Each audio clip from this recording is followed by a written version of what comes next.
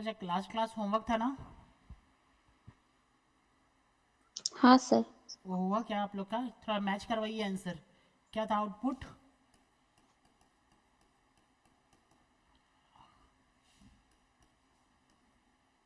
क्या था output? Match करवाइए। आपने सम्स किया है क्या? हाँ सर। हाँ, बताइए, सर क्वेश्चन बताइए। हाँ। IGST हम्म। 2000 और CGST 3000 और SGST भी 3000। IGST 3000, CGST 3000 और SGST? अच्छा, IGST 2000। 2000। मैं इनफॉर्मली सेट कर रहा हूँ, उस दिन की तरह फॉर्मली नहीं लिख रहा हूँ। ओके, आंसर मिलाएंगे खाली। इनपुट क्या था? सर IGST 5000 और IGST 100। 5000, CGST 100। 100, SGST 100। हाँ अंडरस्टूड। तो सर ये सबसे पहले ये 2000 चला जाएगा, ठीक है? और ये 2000 चला जाएगा, ये 1000 चला जाएगा। ये नील, ये 1000 रहेगा, ये 2000 रहेगा। लेस, ये 100 लेस हो जाएगा, ये 100 लेस हो जाएगा। 900 और 1900। अंडरस्टूड? आ रहा है क्या आंसर? आ रहा है क्या आंसर? ऑनलाइन क्लास आंसर आ रहा है क्या? सर, मैंने 5000 जो था ना वो CGST में 2000 इनपुट पे दिया। फाइव? IGST। क्या वो IGST 5000 था वो? सर मैंने CGST में 3000 दिया ओके था सर। ओके ओके, हाँ कर सकते, कोई प्रॉब्लम नहीं है। सर ये मेरा आंसर ये भी हो सकता है, यहाँ पे 2000 था आउटपुट, यहाँ पे 3000 था, यहाँ पे 3000 है। मैं 2000 यहाँ पे IGST एडजस्ट कर दिया, यहाँ पे 3000 कर दिया, ठीक है? 5000 चला गया, ये भी चला गया। इन दैट केस यहाँ पे क्या बच गया? 100, सॉरी, यहाँ पे क्या बच गया? यहाँ पे 3000। अंडरस्टूड? यहाँ पे 3000 बच गया, और यहाँ पे लेस।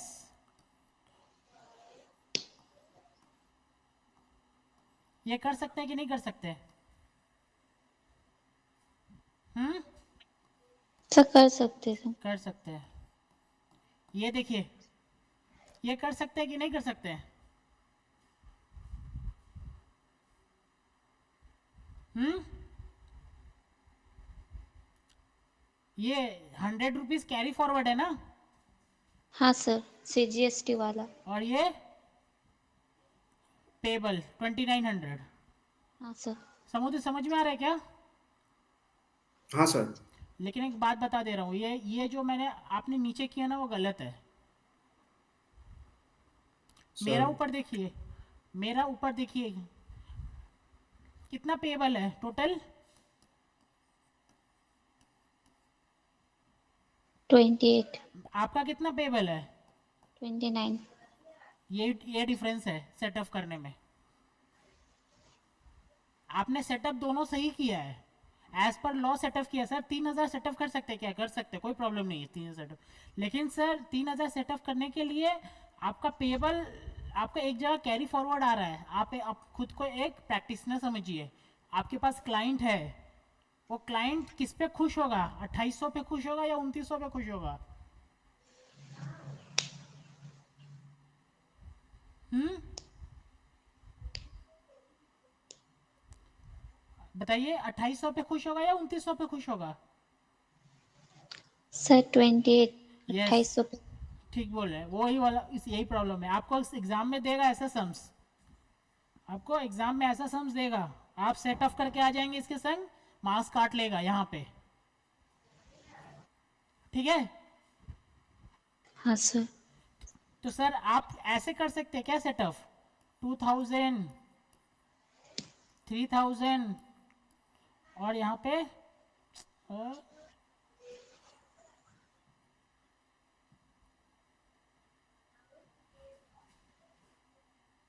2000, 3000 और ये 3000, यही था ना, लेस 2000 लेस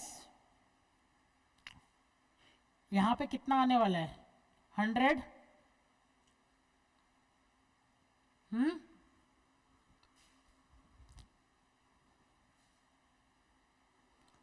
तो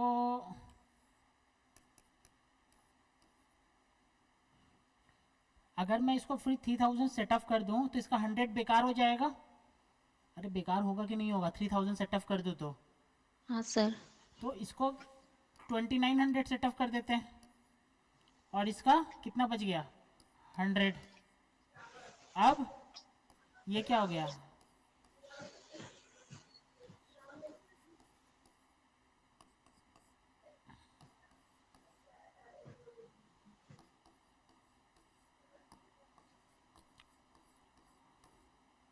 आ रहा समझ में? हाँ सर। ये भी एक्सेप्टेबल है। आंसर में भी डिफर विथ योर फ्रेंड, लेकिन आपका टोटल में आना चाहिए वही टैक्स पेबल। अंडरस्टूड? हाँ सर। क्लियर है? नेक्स्ट करें और बताइए जल्दी। सर दूसरा सम था सर, आउटपुट था IGST 15,000, CGST 13,000 and SGST 13,000। IGST 50,000, 30,000, 15 is 15। 15,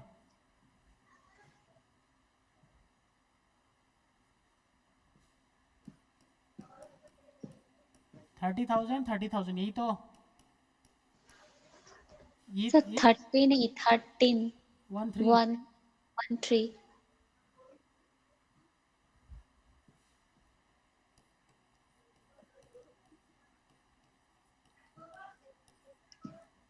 less I input क्या था आईजीएसटी का, आईजीएसटी का इनपुट क्या था, सर 65,000 था सर। 65,000, तो पूरा ही एडजस्ट हो जाएगा, ये तो इजी सम्स दे दिया था मैंने। और 18,000, 18,000। ये तो इजी सम्स दे दिया था मैंने।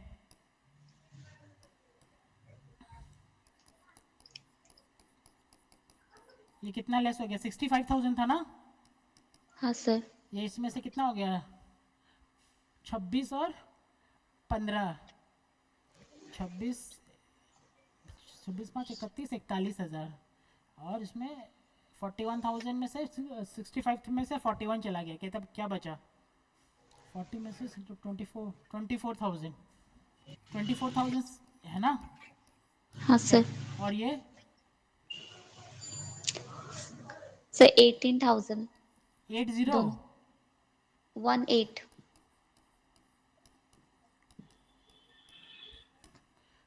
ये इजी सम्स दे दिया था मैंने बड़ा के चक्कर में। ये क्लियर है? हाँ सर। सर आप एग्ज़ाम मतलब कि बुक कॉपी मतलब आपके जो इंस्टीट्यूट का मैट है ना उसमें सेटअप का सम्स है पेमेंट ऑफ टैक्सेस में, चैप्टर का नाम है पेमेंट ऑफ टैक्सेस, उसमें से सम्स करेंगे ये सब। ओके, और सम्स था क्या? नहीं सर, नहीं ओके, इतने ही था sir. Please practice sums of your institute mat. Clear है?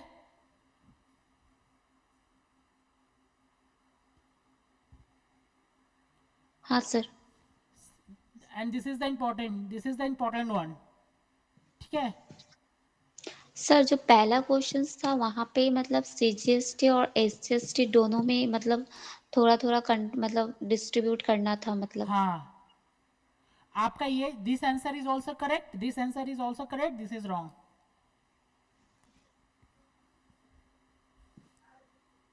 You should divide in a manner so that एक जगह कैरी फॉरवर्ड और एक जगह ये पेबल नहीं आए.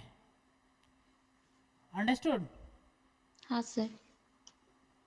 अगर पेबल एड कैरी फॉरवर्ड आ रहा है तो सर वो ऐसा आना है कि फिर ये एडजस्ट नहीं हो रहा हो.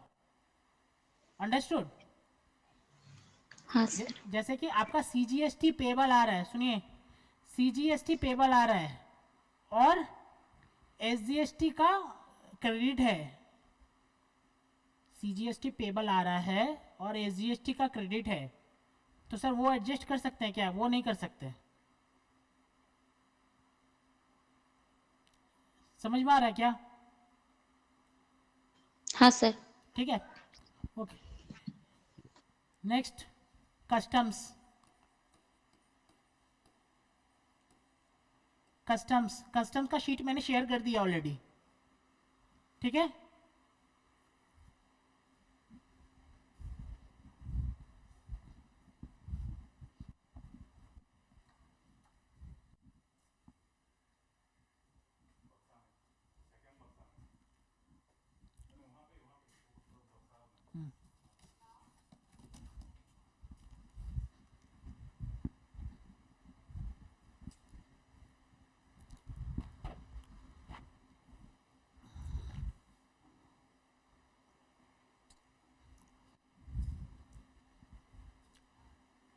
कस्टम्स सर ये आपको अपने इंस्टीट्यूट के मैथ से ज़्यादा पढ़ना पड़ेगा. बिकॉज कितने मार्क्स का आता है कस्टम्स?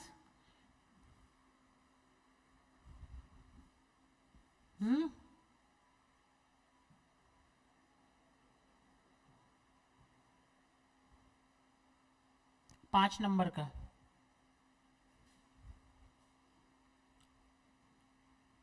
दिख रहा है आपको? मैंने शेयर कर दिया ऑलरेडी ग्रुप में. हाँ सर, मिल गया. ओके. Custom act 1962.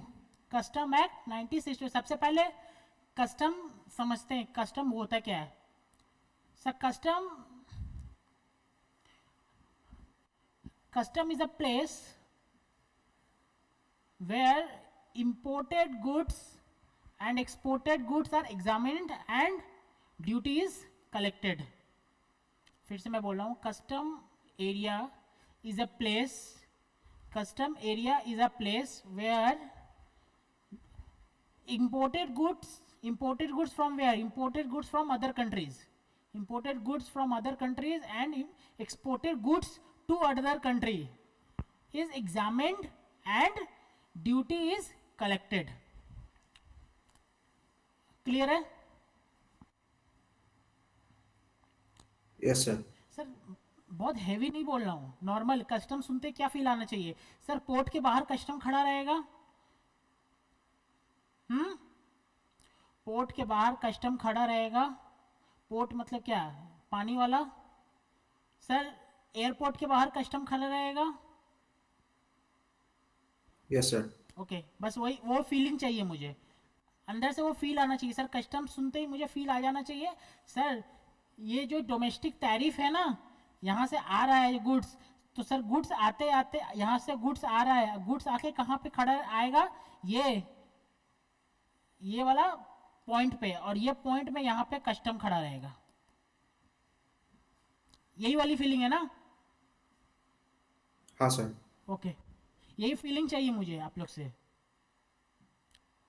पहले सुनते कि कस्टम लगता कब है? कस्टम लगता है sir when goods are imported और एक्सपोर्टेड फ्रॉम टू इंडिया और फ्रॉम इंडिया.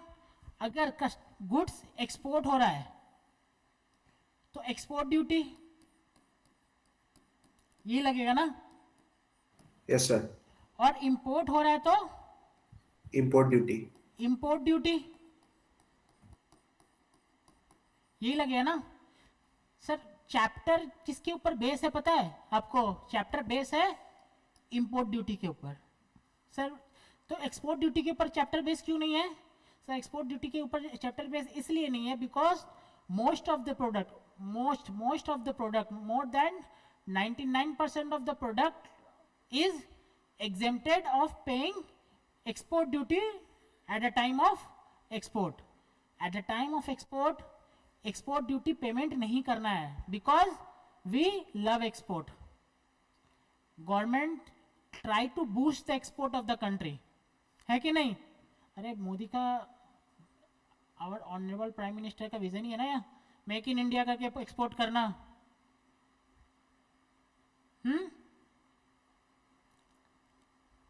है कि नहीं? है सर. तो वो एक्सपोर्ट पे एक्सपोर्ट ड्यूटी क्या है? एग्जेम्प्ट. एक्सपोर्ट ड्यूटी क्या है? Exempt. No, you do not have to pay any duty. लेकिन कभी कभी क्या करती है ना गवर्नमेंट, कुछ कुछ चीज़ पे एक्सपोर्ट ड्यूटी डाल देती है. क्यों ऐसा कुछ मटेरियल्स, ऐसा कुछ प्रोडक्ट्स होते हैं ना, ऐसा गुड्स, कुछ ऐसा गुड्स होते हैं जो इंडिया के लिए इम्पोर्टेंट रहता है और गवर्नमेंट वांट्स कि एक्सपोर्ट नहीं हो. बिकॉज पहले खुद का घर भरेंगे ना, पहले तो खुद का कंजम्पशंस को सेटिस्फाई करेंगे तब एक्सपोर्ट करेंगे, है कि नहीं? है कि नहीं? हाँ सर. पहले डोमेस्टिक जो कंट्री का रिक्वायरमेंट है उसको फुलफिल करेंगे और एक्सपोर्ट करेंगे. तो क्या होता है कि सर कुछ होता है एक्सपोर्ट ज़्यादा हो रहा है. एक्सपोर्ट ज़्यादा हो रहा है इसका मतलब क्या हुआ? गुड्स, मतलब कि इंडिया क्या चलता है? Demand and supply. Sir demand कम हो रहा है, सॉरी सर, सप्लाई कम हो रहा है, डिमांड बढ़ रहा है. इसका वजह से क्या होता है? प्राइस बढ़ रहा है कि नहीं? हाँ सर. तो गवर्नमेंट तब क्या करती है? Government restrict these goods to be exported. तब क्या करती है? उसको टैक्सेबल कर, ड्यूटेबल कर देती है. भाई ड्यूटी करना पड़े, मतलब क्या होता है कि सर आपको बोल रही है गवर्नमेंट कि ये सब एक्सपोर्ट मत करो. अंडरस्टूड? तो चैप्टर का फोकस इस पे नहीं है, चैप्टर का फोकस इस पे है कि सर आप जो गुड्स लेके आ रहे हैं इंडिया में, what government wants. Government love import और गवर्नमेंट हेट्स इंपोर्ट.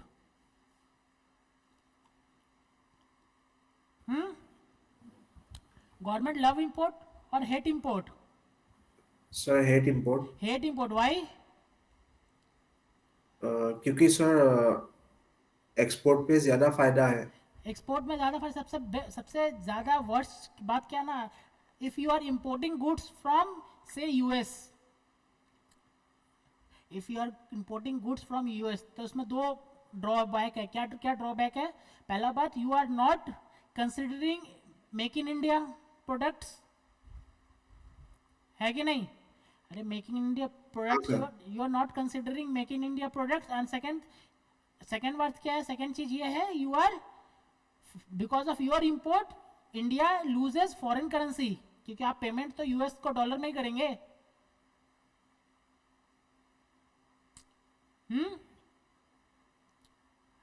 है कि नहीं? तो जितने भी ड्यूटीज लगती है ना, सब इस पे लगती है. Import duty, import duty, import duty. तो मेन फोकस चैप्टर का इंपोर्ट ड्यूटी है. और अंडरस्टूड? तो सबसे पहले मेरा क्वेश्चन क्या है कि सर इंडिया के बाहर गया तो एक्सपोर्ट, सर ये बात हो गया. अब इस पे बात नहीं होगा, एक्सपोर्ट पे बात नहीं होगा. अब इंपोर्ट पे हम लोग का फोकस है. सर इंडिया के अंदर आया तो इंपोर्ट. अंडरस्टूड? तो सबसे पहले ये समझना हो सर इंडिया क्या है. इंडिया कहाँ तक है? सर टेरिटोरियल वाटर तक है, जहाँ तक जमीन है वहाँ तक इंडिया है, या फिर हम लोग अगर समुंदर में चले गए तो भी इंडिया है? ठीक है, उस पर फोकस है.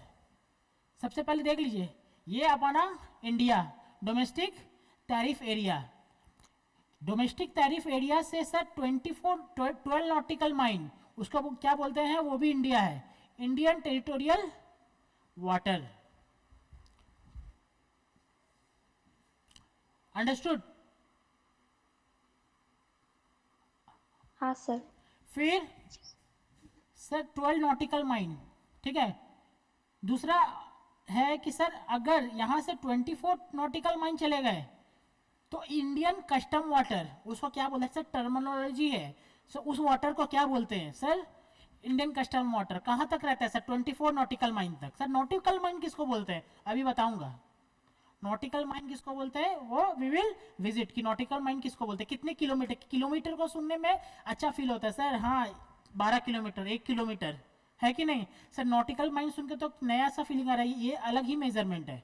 तो वो नॉटिकल माइल कितना किलोमीटर है वो अभी उस पर आएंगे, पहले ये अभी मेरा फोकस ये है 24 नॉटिकल माइल। अंडरस्टूड? हाँ सर। फिर और यहां से लेके यहां तक आ गए तो एक्सक्लूसिव इकोनॉमिक जोन, और ये जो स्टार दिख रहा है ना, ये जो स्टार दिख रहा है वो डेजिग्नेटेड प्लेस है। वो कहां से क्या है? 200 नॉटिकल माइल, और इससे ज्यादा गए तो हाई सी, मतलब इंटरनेशनल वाटर।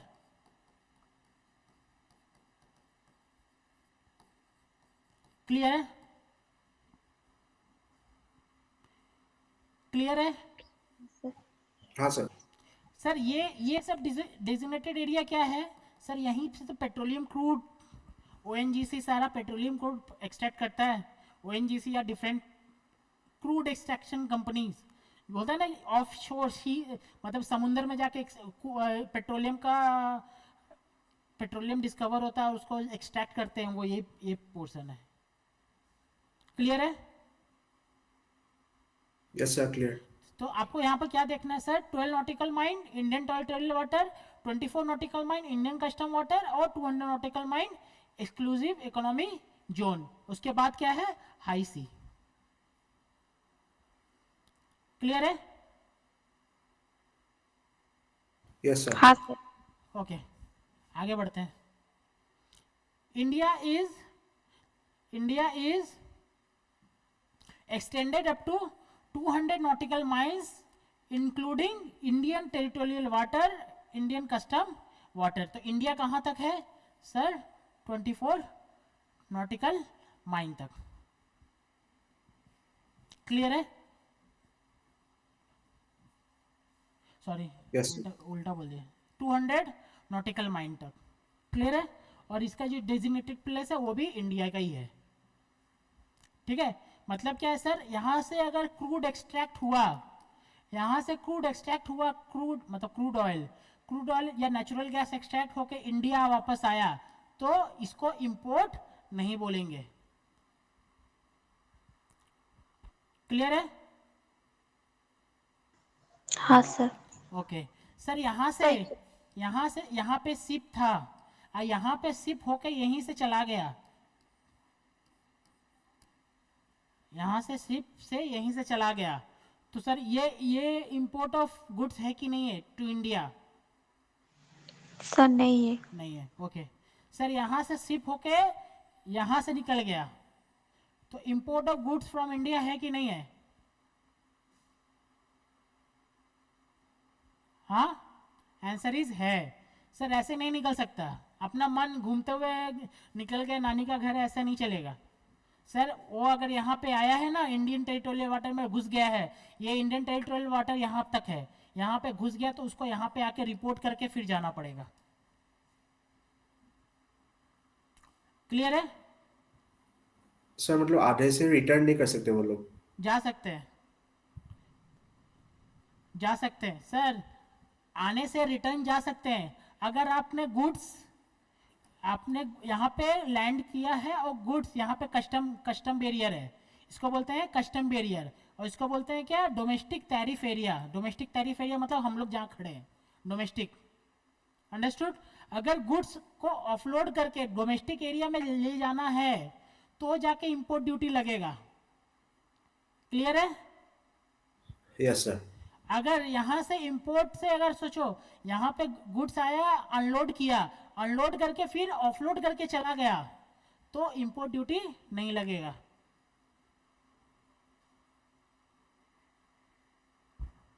क्लियर है? Okay sir. ओके, यहाँ पे 1 nautical mile is equals to 1.15 miles और is equals to 1.543 kilometre.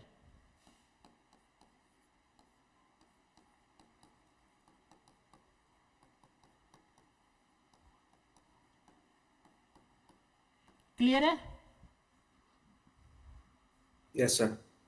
Okay, ये एमसीक्यू में आता है। ठीक है, अब देखिए, गुड्स आया, गुड्स आया कहाँ से आ रहा है? सोचिए यहाँ पे ये क्या, इसको क्या बोलते हैं आपका? कन्वेंस। क्या बोलते हैं? कन्वेंस। बोट समझ लो, बोट। ये वाटर है, ठीक है। बोट आया, इंडियन टेरिटोरियल वाटर में घुसा, इंडियन टेरिटोरियल वाटर में घुसा, घुसने से इंपोर्ट स्टार्ट हो गया। अंडरस्टूड? और खत्म कब होगा? जब कस्टम बैरियर को, ये मेरा इंडिया, ये कस्टम बैरियर को पार करके डोमेस्टिक टैरिफ एरिया में आएगा, ठीक है, तब मेरा ये वाला कस्टम एंड होगा। स्टार्ट कहाँ होगा? जब इंडियन टेरिटोरियल वाटर में घुसा, और इसको एंड कहाँ होगा? जब कस्टम बैरियर पार किया। सर यहाँ पे गुड्स है, कस्टम बैरियर में है, तो क्या वो इंपोर्टेड गुड्स है क्या? Answer is yes. अंडरस्टूड? हाँ सर। ओके, तो इंडियन, देख लीजिए, ड्राइंग देख लीजिए। इंडियन टेरिटोरियल वाटर में एंटर करके यहाँ पे क्या होगा सर? यहाँ पे गुड्स का असेसमेंट होगा। आगे पढ़ेंगे हम लोग।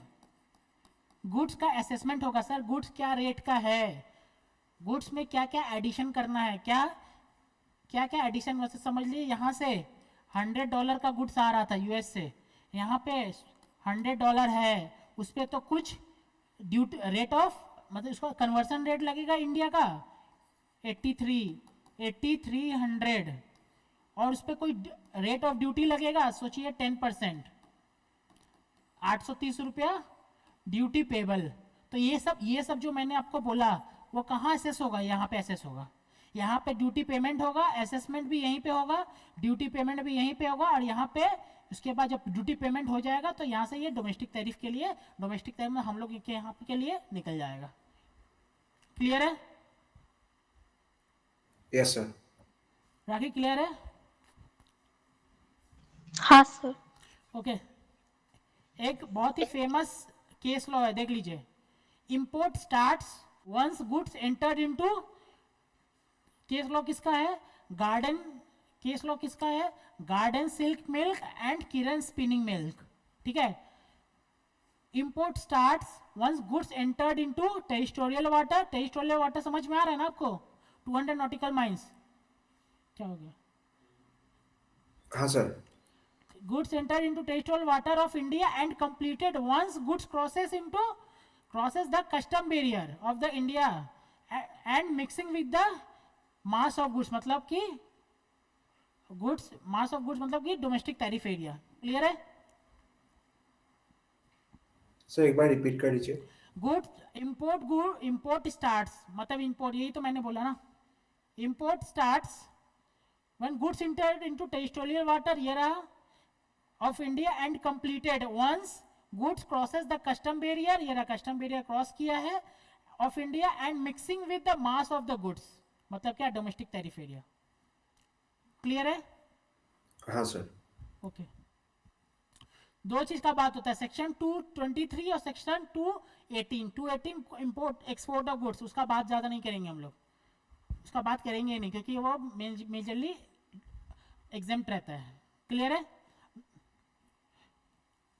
Yes sir. इंपोर्ट क्या बोलता है सर? इंपोर्ट बोलता है bringing of goods to India from any place outside India. Sir लिखा हुआ है, लेकिन पढ़ने की जरूरत है क्या?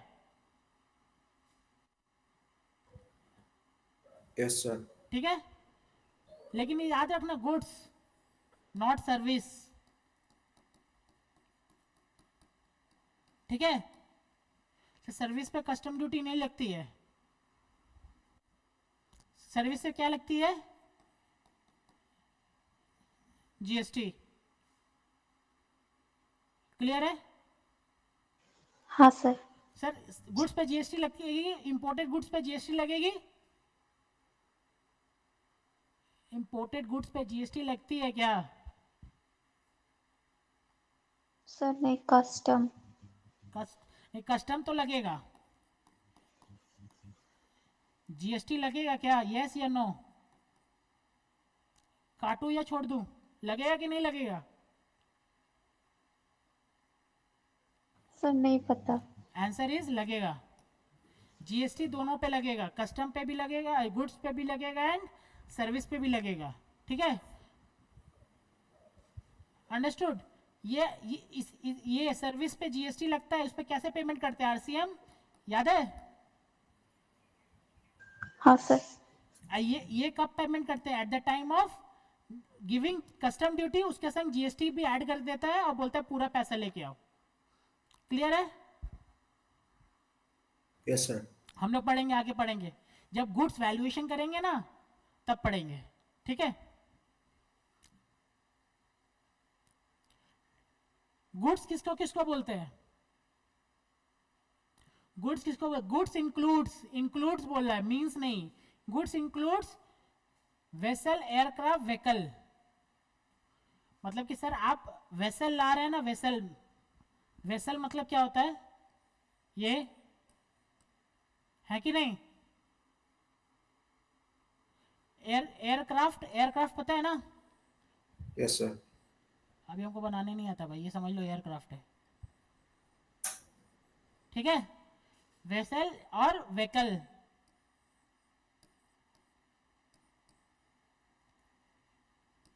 क्लियर है? ये तीनों ही गुड्स है, अंडरस्टूड? ये तीनों ही गुड्स है। तो सर जो, एक मिनट, जब ये तीनों गुड्स है तो तीनों, अगर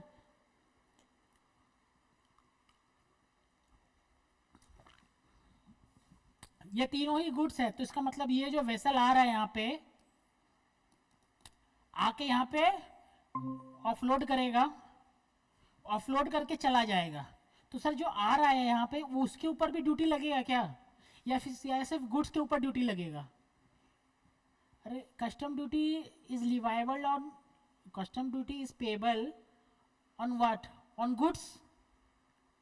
custom duty is payable on goods and you are telling that vessel is also goods. तो क्या ये जो वेसल आ रही है जिसके ऊपर गुड्स लगा हुआ है, ठीक है, यहाँ पे ऑफलोड करेगा और यहाँ से चला जाएगा अपना डेस्टिनेशन, तो क्या ये जो वेसल आ रहा है तो उसके ऊपर भी ड्यूटी लगेगा? सर नहीं लगेगा सर। नहीं लगेगा, लेकिन यहाँ पे तो डाला हुआ है इंक्लूड्स वेसल। बोलना ये चाह रहा है कि अगर वेसल, एयरक्राफ्ट और व्हीकल एज अ गुड्स आ रहा है, ठीक है, और वो goods if bought to India permanently, ठीक है, आप सोचो ये वेसल आ रहा है और उसके ऊपर एक और वेसल आ रहा है, हो सकता है कि नहीं? हो सकता है कि नहीं? वेसल के ऊपर एक और वेसल लग के आ रहा है। अरे बोलिए। हाँ सर। अगर ऐसा वेसल आ रहा है तो ये जो वेसल अनलोड होगा ना, ये गुड्स माना जाएगा, ठीक है? सोचो ये भी वेसल यहीं पे आके परमानेंटली इंडिया में रहेगा तो ये भी गुड्स माना जाएगा। लेकिन अगर वो vessel is coming to India for loading or unloading of goods or embarking or embarking of passenger, तो वो goods नहीं माना जाएगा। क्लियर है? हाँ सर। समुद्र क्लियर है? Yes sir. Okay sir, definition कैसे लिखेंगे? आपके बुक में डेफिनेशन दिया हुआ है, ठीक है? Okay sir. ठीक है, 5 नंबर का सम्स है, आएगा 5, 6 नंबर, 7 नंबर का सम्स आएगा। इसके लिए पूरा बुक पढ़ना इज नॉट मतलब कि अ गुड डिसीजन, ठीक है? आप एग्जाम के पहले इसको पढ़ लेना, उसके बाद बुक पढ़ लेना, आपको सब समझ में आएगा, ठीक है? आ रहा है समझ में? हाँ सर। Okay, baggage. बैगेज मतलब क्या है सर? आपके संग जो आता है बैगेज, आप जाती हैं सिंगापुर जाती हैं तो लेके जाती है ना बैगेज, हाथ में आपका लगेज। हाँ सर। ओके, वही वाला। मैडम जाती है सिंगापुर तो लेके जाती है सही में, ठीक है? अगर बैगेज मतलब बिलोंगिंग्स ऑफ ट्रैवलर, ट्रैवलर आता है उसके साथ जो सूटकेस जाता है वो सब इंक्लूड्स बोनाफाइड और goods already use by passenger, जो आपका यूज करके जा रही आ रही है ना, आपका कपड़ा और कपड़ा आपका, सोचिए जो आपका जो डेली क्लोथ्स कपड़ा हुआ और आपका डेली यूज़ का सामान सारा हुआ, वो सब गुड्स नहीं है, उस पर कोई कस्टम ड्यूटी नहीं है। क्लियर है? हाँ सर। लेकिन मैडम क्या की है कि यहाँ से जा गई है, सारा कपड़ा वहाँ पे फेंक के नया नया कपड़ा उठा के लेके आ गई है। सिंगापुर गई है, सब न्यू न्यू कपड़ा उठा के, न्यू ज्वेलरी न्यू कपड़ा सारा उठा के लेके आ गई है। तो उस पर क्या है, ड्यूटी है। Duty is not chargeable up to exemption limit. Exemption limit क्या है, 40,000 समथिंग है। ठीक है, वैसे भी ये आपका कोर्स में नहीं है, ठीक है, ये पहले था अब नहीं है, ठीक है, जस्ट फॉर इंफॉर्मेशन बता दे रहा हूँ। अगर आपका सोचिए ड्यूटी कितना है, 40,000 एग्जाम्शन, मैं बता दूंगा एग्जाम्शन क्या है।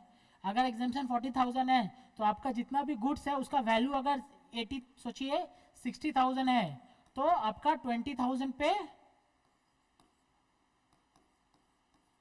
38.5% का कस्टम ड्यूटी है। क्लियर है? हाँ सर। सर अभी का सिलेबस में ये वाला नहीं है ये सर। नहीं है सिलेबस, इसीलिए मैंने ज़्यादा इस पर जोर नहीं दिया है, ठीक है, ज़्यादा स्ट्रेस नहीं किया इस पर, ठीक है। ठीक है। स्टोर्स,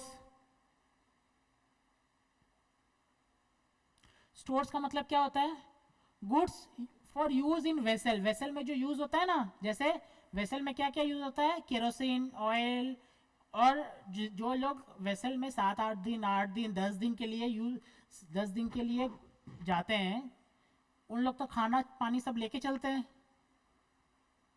हाँ सर। वो सब स्टोर्स।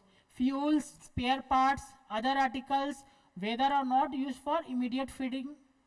स्पेयर पार्टिकल्स, इंजन खराब हो जाता है, स्पेयर पार्ट्स लेके जाते हैं ना, वो सारा। अदर आर्टिकल मतलब क्या है, कुछ फूड स्टफ, ये होता है ना, ये सब जो रहेगा अदर आर्टिकल, वो सब स्टोर्स में बोलते हैं, ठीक है, उसको स्टोर्स बोलते हैं। ये देखिए,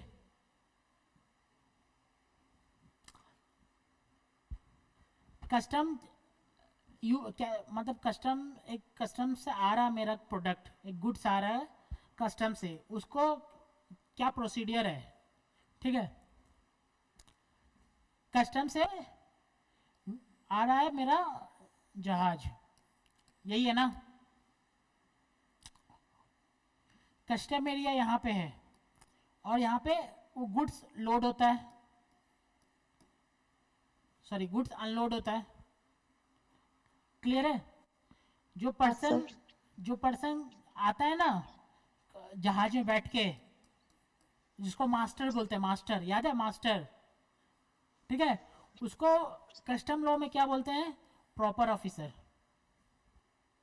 सॉरी, मास्टर, यहाँ पे मास्टर,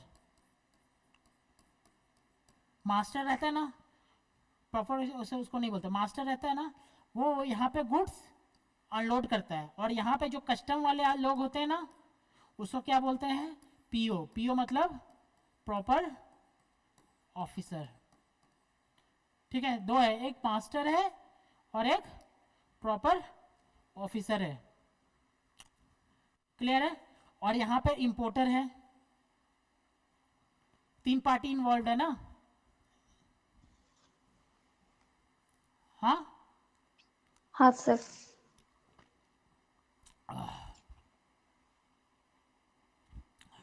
सर प्रॉपर ऑफिसर तो वो कस्टम एरिया पे कस्टम रहेगा वाला, ना। कस्टम हाँ। वाला एक मास्टर होगा जो गुड्स लेके आएगा, एक इंपोर्टर होगा जिसका गुड्स आ रहा है। हाँ सर। ओके, वो मास्टर क्या करेगा, यहाँ गुड्स अनलोड करेगा, उसका काम है अनलोड करना, डॉक्यूमेंट देना और चला जाना, यही तो है। हाँ सर। वो गुड्स अनलोड करेगा, उसको क्या बोलते हैं, मास्टर, और क्या बोलते हैं, person in charge. Person in charge, master को क्या बोलते हैं, कस्टम लॉ में पर्सन इन चार्ज। तो पर्सन इन चार्ज क्या करेगा, ये इसको क्या बोलेगा, कस्टम ऑफिसर को सबमिट करेगा पीओ।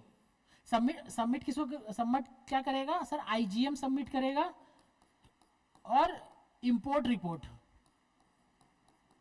आईजीएम और इंपोर्ट रिपोर्ट किसको सबमिट करेगा, प्रॉपर ऑफिसर को। ठीक है, क्लियर है। हाँ अरे सर। उसमें क्या लिखा रहेगा, क्या गुड्स आया है, कहाँ से आया है, कौन मंगवाया है, सारा डिटेल रहेगा उसमें। ठीक है, एक रिपोर्ट रहेगा पूरा। ठीक है, और देखिएगा प्रॉपर ऑफिसर देखेगा कि रिपोर्ट सारा सही है, और उसको क्या ग्रांट कर देगा, एंट्री इनवर्ड, मतलब कि आइए अनलोड कर लीजिए, सारा डॉक्यूमेंट सही है। ठीक है, उसको क्या बोलते हैं, एंट्री इनवर्ड को ऑर्डर ऑफ अनलोडिंग।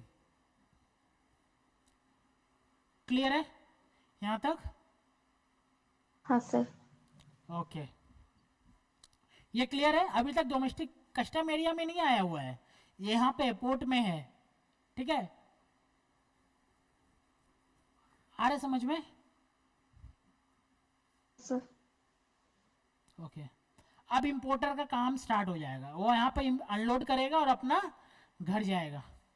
इंपोर्टर को का काम स्टार्ट कर होगा। देखिए इंपोर्टर क्या क्या करेगा, यहाँ हम लोग का स्टडी एरिया यही है। इंपोर्टर क्या क्या करेगा, इंपोर्टर सबमिट करेगा बिल ऑफ एंट्री, किसको, पीओ को, प्रॉपर ऑफिसर को।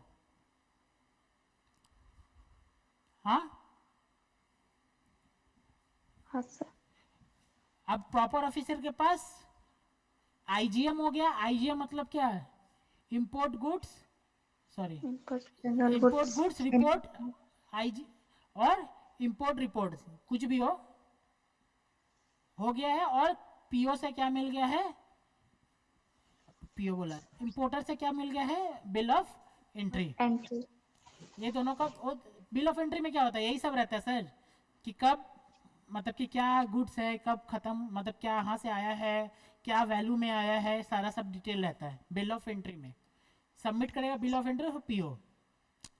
बिल ऑफ एंट्री का ना कलर रहता है सर, येलो कलर का होगा अगर बिल ऑफ एंट्री, इसका मतलब क्या है, और वाइट कलर का बिल ऑफ एंट्री होगा तो उसका मतलब क्या है सर। वाइट कलर का बिल ऑफ एंट्री क्या है, मतलब क्या है सर, वाइट कलर का बिल ऑफ एंट्री है, इसका मतलब ये है कि गुड्स का जितना भी ड्यूटी सारा मैंने पेमेंट कर दिया है। ठीक है, और मैं इसको घर ले जाऊंगा, होम कंजम्पशन।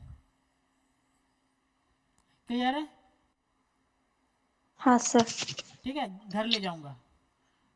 और येलो कलर का बिल ऑफ एंट्री सबमिट किया है तो सर वेयर हाउस में ले जाऊंगा। वेयर हाउस क्या होता है सर, वेयर हाउस होता है एक गोडाउन, समझ लिए, एक गोडाउन।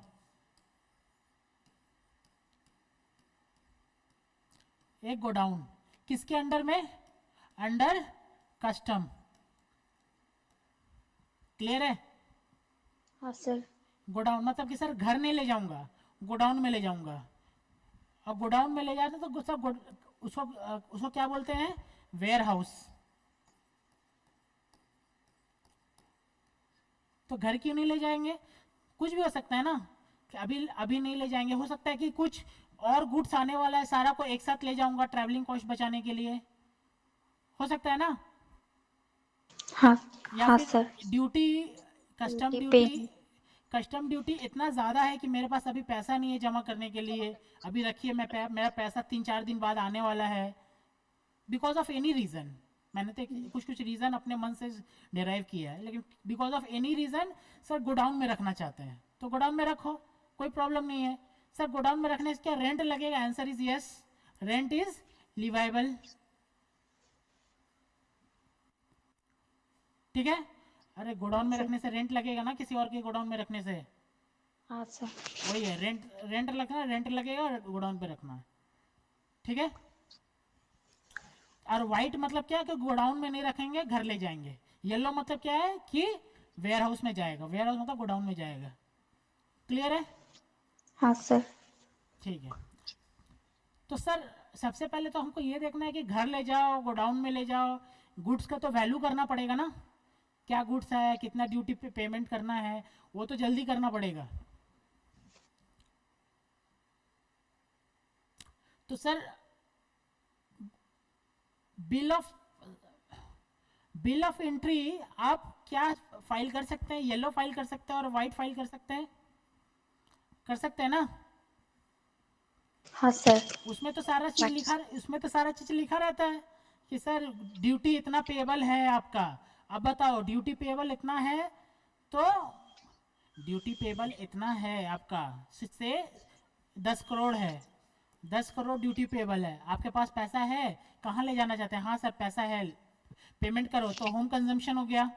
पैसा नहीं है, वेयर हाउस में जाना है, तो ये कहाँ पर डिसाइड होगा? ये आपका ड्यूटी निकलने के बाद ही पता चलेगा। हाँ, हाँ सर। तो ड्यूटी कैसे निकलेगा sir? Bill of entry file करने से। बिल ऑफ एंट्री फाइल करने पे से पहले गुड्स का असेसमेंट होगा, असेसमेंट अंडर सेक्शन 17 और 18 सर पढ़ेंगे इसको। फिर वैल्यूएशन होगा, गुड्स का वैल्यू क्या है, क्या गुड्स है, ठीक है, और वैल्यू क्या है। Rule 3 to rule 12, duty determination, duty कितना है, तो सर ड्यूटी 10 करोड़ है। अब बता क्या करना है? पेमेंट करना है, पेमेंट ठीक है, ठीक, और कोई प्रॉब्लम नहीं। होम कंजम्पशन के लिए white bill of entry file कर दीजिए और घर ले जाइए। सर ड्यूटी डिटर्मिनेशन के बाद हमको वेयर हाउस में डालना है, ओके कोई प्रॉब्लम नहीं है। सर वेयर हाउस में जाना है तो वेयर हाउस में दीजिए। सर वेयर हाउस में जो जाना है वो 3 दिन 4 10 दिन बाद ड्यूटी पेमेंट करेंगे, तो क्या करेगा गवर्नमेंट ना, एक बॉन्ड उनसे ले लेगी। बॉन्ड मतलब क्या होता है? एक गारंटी। गारंटी कौन देगा? इंपोर्टर नहीं देगा। गारंटी क्या कौन देगा? इंपोर्टर का बैंक देगा। सच ये इंपोर्टर है और उसका एसबीआई में बैंक अकाउंट है, वो इसके पास जाएगा, बोलेगा भाई हमको बॉन्ड एक बॉन्ड चाहिए, तो बॉन्ड किसको दे देगा? इंपोर्टर को। एसबीआई फ्री में बॉन्ड थोड़ी ना देती है, एसबीआई एक चार्ज लेगी, सोचो 1% लेगी और एक बॉन्ड दे देगी। बॉन्ड एक लेटर होता है, बॉन्ड दे देगी, ये रहा बॉन्ड, और वो बॉन्ड सबमिट कर देगा किसको? कस्टम को। अब बॉन्ड का क्या वैल्यू आएगा? 3% ऑफ ड्यूटी अमाउंट, जो ड्यूटी अमाउंट है उसका 3%, मतलब यहाँ 10 करोड़ का लाइबिलिटी है, तो 30 करोड़ का बॉन्ड देना पड़ेगा, ठीक है। और गुड्स कहाँ चला जाएगा? वेयर हाउस में। राखी समझ में आ रहा है कि नहीं, पहले बताओ। सर थोड़ा, सर मुझे ये पूछना है कि जैसे इम्पोर्टर जैसे बिल ऑफ एंट्री करने के पहले उसको उसका ड्यूटी मतलब ड्यूटी कितना पेबल है वो पता होना चाहिए, तो हाँ, वो कौन करके देगा सर? क्या करना है? सर ड्यूटी का पेबल उसको पता कैसे चलेगा कि इतना पेबल है सर? हाँ, ड्यूटी पेबल मतलब कि bill bill of entry submit करने से पहले ना गुड्स का असेसमेंट हो जाता है, सर ठीक है। तो वो कस्टम वाले लोग करते हैं क्या? क्या? सर वो गुड्स का असेसमेंट मतलब वो कस्टम वाले करते हैं क्या सर? हाँ, कस्टम वाले करते हैं, ठीक है। हाँ तो गुड्स का असेसमेंट कस्टम वाले लोग करते हैं। कस्टम वाले लोग क्या मतलब कि एक्चुअली क्या है कि हम जो इम्पोर्टर है ना डिक्लेयर करता है कि देख लो भाई मेरे ये गुड्स है, इस अमाउंट में मैंने खरीदा है यूएस से, ठीक है। फिर गुड्स का वैल्यूएशन कस्टम वाले लोग करते हैं, ठीक है। कि आप कस्टम वाले लोग करते हैं मतलब क्या हुआ सर? डिक्लेयर तो आप करेंगे कि आपने इतना खरीदा है, ठीक है, लेकिन वो आपने डिक्लेयर किया है वो सही है कि नहीं वो कस्टम वाले लोग देखते हैं। हाँ सर समझ आया अभी। समझ में आ रहा है ना? आप हाँ सोचो सोचो, आप इंडिया में हैं और गुड्स यूएस से आ रहा है कि नहीं? हाँ सर। इंडिया में यूएस से आ रहा है, आपका गुड्स का दाम है 100 रुपया, $100। आपका गुड्स का दाम है $100। गुड्स यहाँ बना था, आप आपने, और इस पे पैकेजिंग लगता था सोचो $30 का, तो आपका गुड्स का टोटल दाम कितना हो गया? $130। हाँ सर। अब क्या ना, आपने बोला था ना कि भाई मैं पैकिंग का मटेरियल मैं भेज दूंगा यूएस से, क्लियर है? हाँ पैकिंग का सर। मटेरियल मैं भेज दूंगा यूएस से, तो आपका दाम कितना पड़ गया? $100 पड़ गया कि नहीं हो गया? हाँ, पड़ गया सर। आपने खुद $30 का पैकिंग भेज दिया ना उसको, तो हाँ आपका कितना पड़ गया? $100। तो आपका आपका जो ये इनवॉइस आएगा, यूएस वाला लोग भेजेगा, वो कितना का भेजेगा? $100 का। हाँ आप डिक्लेयर क्या करेंगे? $100 का गुड्स आया, देख लो भाई, $100 पे ड्यूटी लगा दो, ठीक है। लेकिन हाँ लेकिन क्योंकि आपने भेज दिया था, एक्सपोर्ट तो एग्जाम्प्ट है ना, हाँ तो आपका तो पैसा नहीं लगा जाने में, और कम आ गया पैसा, तो कस्टम ड्यूटी को कितना पे लेना चाहिए था? $130 पे। हाँ लेकिन आपने डिक्लेयर किया है $100। ये $100 सही है कि नहीं, वो कहाँ पे डिटरमाइन होगा? यहाँ पे वैल्यूएशन में।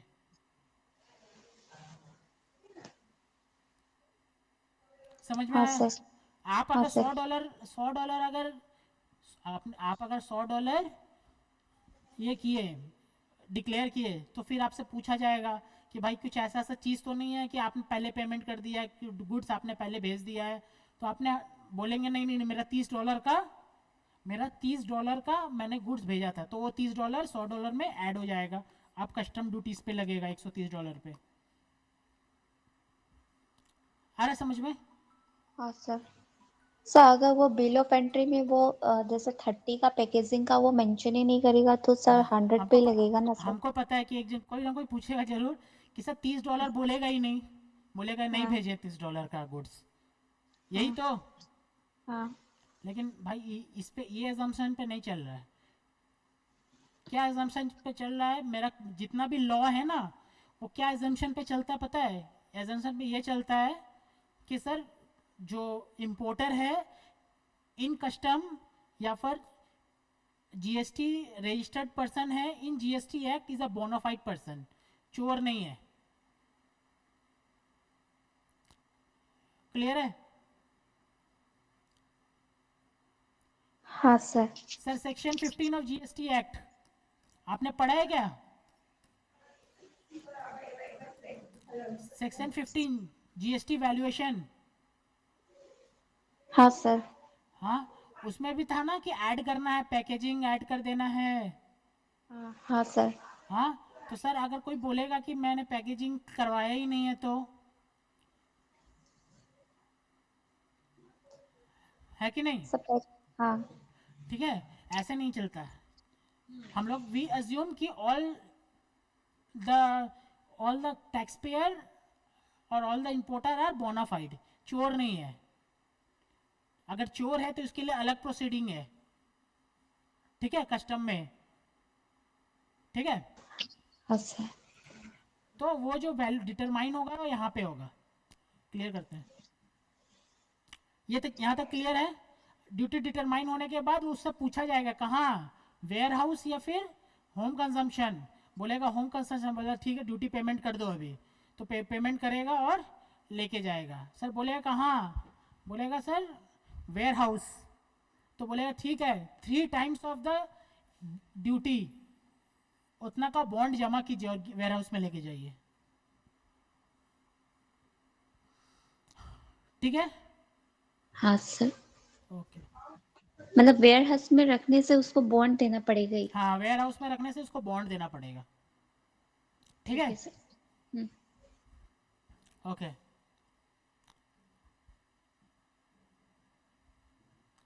अब goods kept in warehouse, now want to remove goods. अरे घर ले गया तो उसके बाद तो काम खत्म ना। हाँ सर। तो अब बात हो रहा है वेयर हाउस वाला। वेयर हाउस वाला को अब वेयर हाउस में क्या कर रहा है कि अब वो निकालना चाह रहा है गुड्स। ठीक है, कुछ दिन बाद उसको आ गया, वो गुड्स निकालना चाह रहा है वेयर हाउस से। तो सर फिर असेसमेंट होगा, फिर वैल्यूएशन होगा, फिर ड्यूटी डिटर्मिनेशन और पेमेंट होगा। क्लियर है? हाँ हाँ। और इसके बाद इंपोर्टर क्या सबमिट करेगा? Bill of entry. कौन कलर का इस बार? Green bill of entry. ठीक है, ग्रीन बिल ऑफ एंट्री। और पेमेंट ऑफ ड्यूटी करेगा, उसने जो बॉन्ड दिया था वो उसको रिटर्न कर दिया जाएगा, और आउट ऑफ चार्ज DTA में चला जाएगा वो। क्लियर है कि नहीं? हाँ सर। तो कितना कितना बिल ऑफ एंट्री हम लोग देखें? 3 bill of entry, white, green, yellow. Yellow. Yellow. Yellow for warehouse goods, green for home home consumption consumption. From warehouse, and white for directly home consumption. Clear है? हाँ sir. Warehouse कितना? Sir warehouse क्या होता है sir? Godown मैंने आपको बता दिया, या तो पब्लिक हो सकता है या फिर प्राइवेट हो सकता है। ठीक है, पब्लिक क्या होता है? अपॉइंटेड, मतलब कि अपॉइंटेड मतलब कि कस्टम वाले को ही अपॉइंट किया हुआ वेयर हाउस। ठीक है, प्राइवेट वेयर हाउस मतलब जिसको लाइसेंस दे के रखा है, गवर्नमेंट लाइसेंस निकालती है वेयर हाउस रखने के लिए। गवर्नमेंट के पास इतना बड़ा इंफ्रास्ट्रक्चर नहीं है वेयर हाउस रखने का। और सर वेयर हाउस कहाँ रहता है? दूर रहता है कि नहीं? कस्टम एरिया के अगल बगल रहता है। क्लियर है? हाँ सर। अब बात हो रहा है सर, ये जो आपने बता दिया ना वैल्यूएशन, इसको पढ़ना पड़ेगा।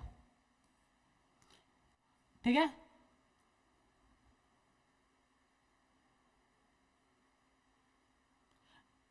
रूल 3 टू रूल 12 था ना? हाँ, हाँ सर।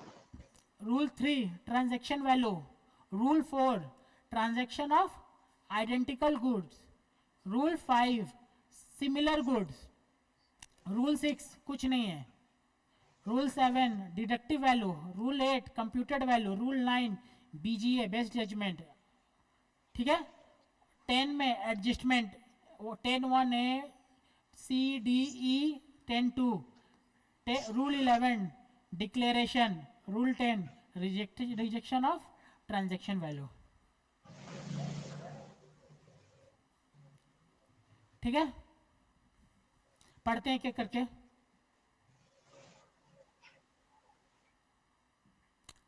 जीएसटी में क्या था भाई? जीएसटी में सेक्शन 15 था, याद है आपको? हाँ सर। और कस्टम में क्या है? सेक्शन 14। ठीक है, transaction value the price actually paid by importer to exporter, उसके ऊपर जीएसटी लगेगा। ठीक है, transaction value will be assessable value if following condition are satisfied. ठीक है, क्या क्या कंडीशन है? Importer and exporter are not related, price is the sole consideration, price paid at the time of importation. Clear है ये वाला? हाँ sir. ऐसे ही कुछ सेक्शन 15 में भी था। हाँ सर। था ना? सोल कौन? हाँ। अगर कोई पढ़ रहा है तो उसको याद रहेगा सर, सेक्शन 15 और सेक्शन 14 का सिमिलर नहीं बोलेंगे क्योंकि इंपोर्टर एक्सपोर्टर का बात कर रहा है, बट बस देखा जाए तो मिलता जुलता है। ठीक है? हाँ सर। ठीक है, तो रूल 3 क्या बोलता है? रूल 3 बोलता है अगर ये चीज सेटिस्फाई कर गया है तो आपका transaction value is equals to assessable value. Clear है? हाँ। हाँ, हाँ सर, ये कंडीशन मतलब फुलफिल करना पड़ेगा, सेटिस्फाई। ये तीनों कंडीशन फुलफिल करना पड़ेगा। ये तीनों फुलफिल कर दिया तो टीवी इज इक्वल्स टू एवी, और उसके ऊपर एडजस्टमेंट कर दीजिए कुछ। सर एडजस्टमेंट कहाँ लिखा है? एडजस्टमेंट लिखा है 10(1) एंड 10(2) का एडजस्टमेंट। सर वो क्या होता है बताएंगे अभी, बस अभी याद रखिए 10(1) और 10(2), 10। ये दो एडजस्टमेंट कर दीजिए। उसके बाद 10(1) 10(2) और ये आपका आ जाएगा टोटल ट्रांजैक्शन वैल्यू जिस पे ड्यूटी पेबल करना पड़ेगा। क्लियर है? हाँ सर। जैसे कि ये आपका ट्रांजैक्शन वैल्यू है और एसेसेबल वैल्यू से 100 आ गया, उस पर अगर एडजस्टमेंट कर दिए तो सोचिए 3 रुपया, 3 रुपया आपका वो आ गया, क्या बोलता है एडजस्टमेंट, तो आपका ड्यूटी कितना में पेमेंट करना पड़ेगा? 103 रुपया पे। ठीक है, हाँ रूल 3 खत्म।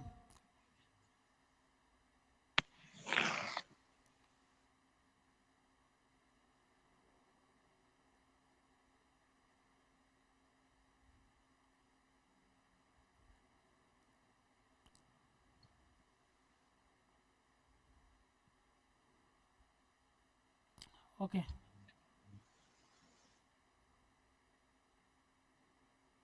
देख लो।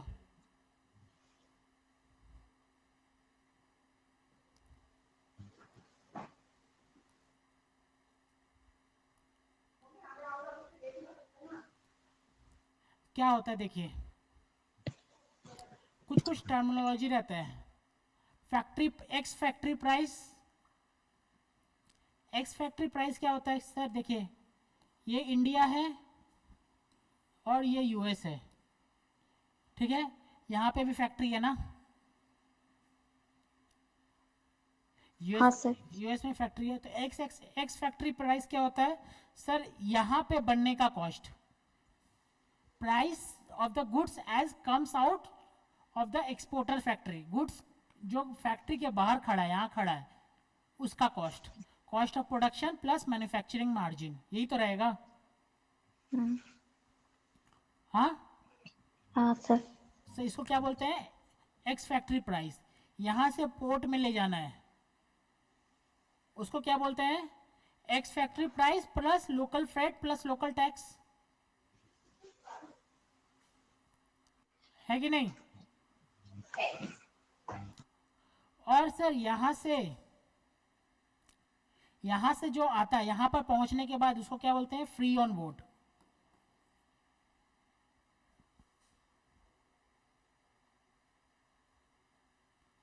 Free on board, FOB.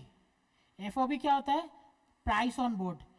एफएएस free, free side, FAS इसको बोलते हैं ना, free alongside plus loading plus export duty. दिख रहा है आपको? हाँ सर। मतलब कि सर ये यूएस, ये कस्टम है यूएस का, यहाँ तक कस्टम के बाहर तक पहुँचाने को किस क्या बोलते हैं? एफएएस। कस्टम में पे अगर आपका यहाँ पे बोट खड़ा है तो यहाँ पे लोड करने तक का प्राइस को क्या बोलते हैं? एफओबी। क्लियर है?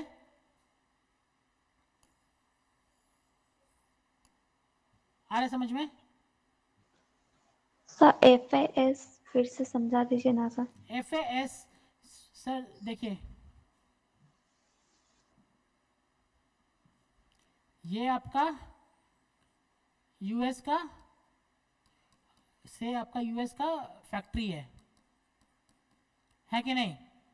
हाँ तो यूएस का फैक्ट्री के बाहर खड़ा है गुड्स, इसका मतलब क्या हुआ? इसमें cost of product, cost of production plus owner है, यूएस की जो फैक्ट्री का ओनर है उसका मार्जिन जुड़ा हुआ होगा।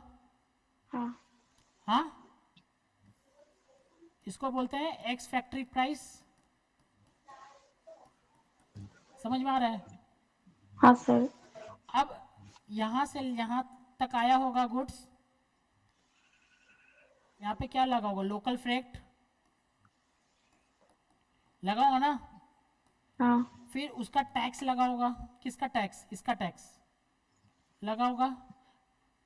अरे वहाँ पे भी कोई हो सकता है जीएसटी चलता होगा ना, हाँ ठीक है? वो टैक्स लाने का यहाँ तक का खर्चा, इसको क्या बोलते हैं? एफएएस। क्लियर है? हाँ। आ रहे समझ में? और हाँ सर सर ये फैक्ट्री। यहाँ पे, यहाँ से लेके यहाँ तक, सॉरी, यहाँ से लेके यहाँ तक आने को क्या बोलते हैं? आपका CIS, CIF.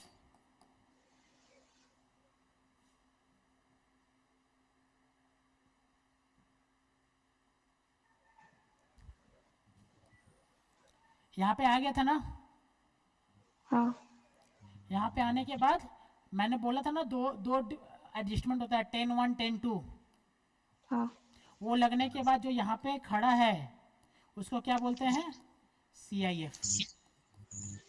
Cost, insurance and freight. Clear है? CIF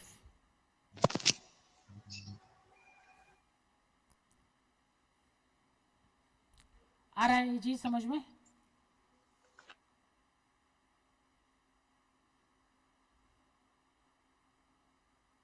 राखी समझ में आ रहा है क्या कि नहीं आ रहा है? सर आ रहा है। तो ये टर्म आएगा आपको सर FOB है, तो FOB में क्या करना पड़ेगा, 10(1) 10(2) ऐड करना पड़ेगा, तब CIF आएगा। आ रहा है समझ में? हाँ सर, FOB में ना। FOB में मैंने वैसे भी लिख दिया यहाँ पे, FOB हाँ में 10(1) और 10(2) का एडजस्टमेंट ऐड करना पड़ेगा तो CIF आएगा। ठीक है? हाँ FAS फ्री अलोंग साइड, ये अगर रहेगा तो FOB तक आने के लिए आपको लोकल टैक्स और लोकल फ्रेट ये ऐड करना पड़ेगा, तो आपका FOB आएगा। ठीक है? हाँ। ओके।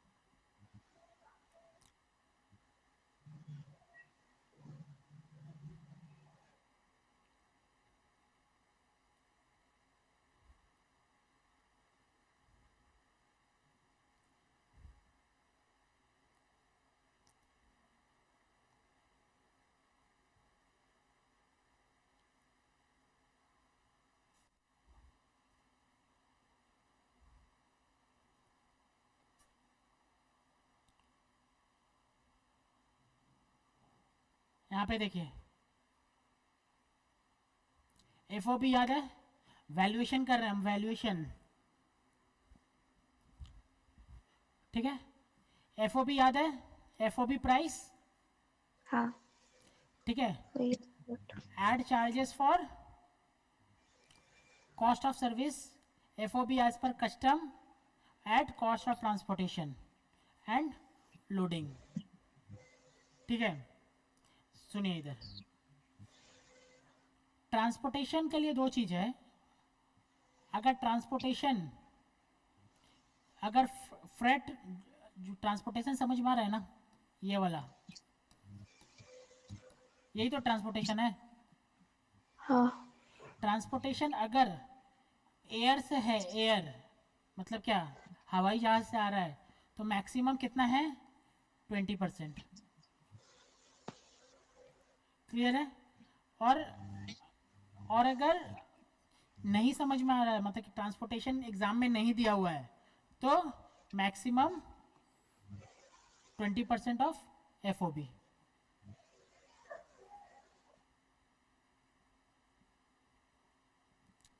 आ रहा है समझ में?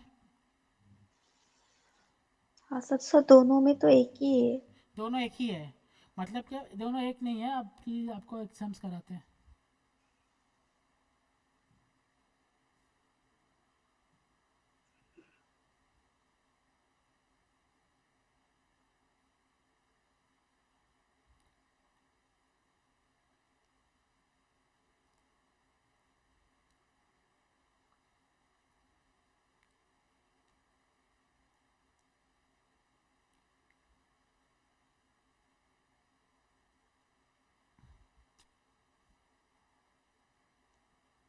यहाँ पे देखिए,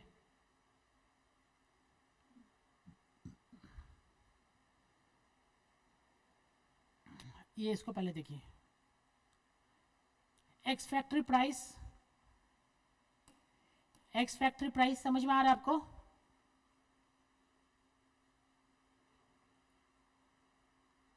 समझ में आ रहा है ना एक्स फैक्ट्री प्राइस आपको? हाँ सर, मैन्युफैक्चर और प्रोडक्शन वाला। हाँ। फिर उसके बाद carriage and freight insurance up to the port of shipment exporter country, आपको बताया था। ठीक है? पोर्ट तक लाने का खर्चा, कैरिंग, मतलब कि ये क्या हो रहा है, एक्सपोर्टर कंट्री के में खर्चा हो रहा है, मतलब क्या हो रहा है, US में खर्चा हो रहा है। ठीक है? ये डॉलर में है, ये भी डॉलर में है।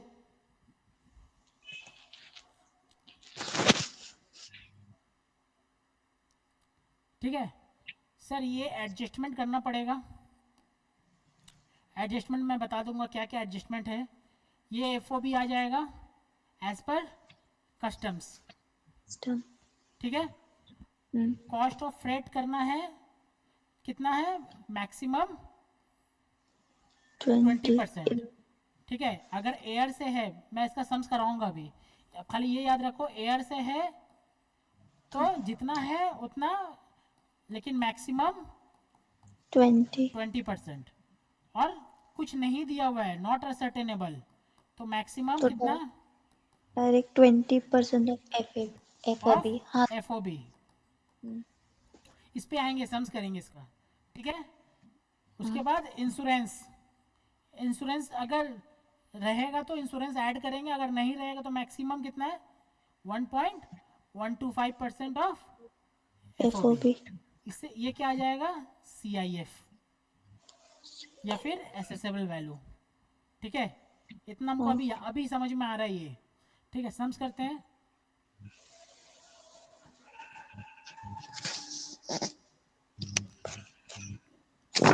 compute the value of imported goods as per custom with the purpose of the following.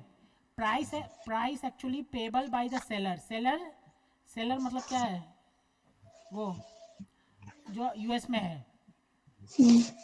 Price actually payable to the seller, price कितना पेमेंट करना है 10,000 20,000 30,000, 3 केस है। ठीक है, कॉस्ट ऑफ पैकिंग क्या है 1000 नील और आपका 500। ये एक्स फैक्ट्री प्राइस है कि नहीं है। सर पेज नंबर से इलस्ट्रेशन तो अलग अलग है क्या क्या बोले। सर वहाँ का पेज नंबर बोले तो यहाँ से मैच नहीं कर रहे सर। पेज नंबर है आपका 295।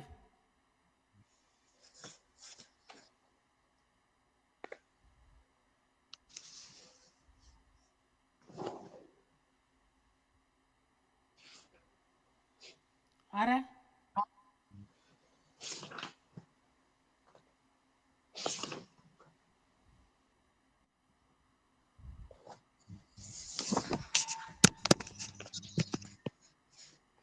तो यहीं से समझा दीजिए सर, बुक पे नहीं मिल रहा है सर। ठीक है, ये एक्स फैक्ट्री प्राइस है, एक्स फैक्ट्री प्राइस है। फिर ये आपका कुछ एडिशन है। ठीक है, तो ये आ जाएगा क्या एफ ओ बी ऐड करने से। आप देख लो ना, price actually paid to the seller, cost of packing of material, labour charge और cost of material supplied to seller by buyer at free of cost. ठीक है, यहाँ तक आ जाएगा आपका एफ ओ बी। देख लीजिए कितना आ जाएगा एफ ओ बी 12,200 दिख रहा है आपको 12,000। यहाँ पे देखो, ये ऐड करने से 10,000 1,200 1,000 सबको जोड़ेंगे तो एफ ओ बी दिख रहा है आपको। हाँ सर। एफ ओ बी के बाद क्या होता है फ्रेट, यही है ना। यहाँ देखिए ट्रांसपोर्ट, ट्रांसपोर्ट मतलब फ्रेट। राइट। अनअसर्टेनेबल है, अनअसर्टेनेबल है तो maximum 20% of F O B. FOB।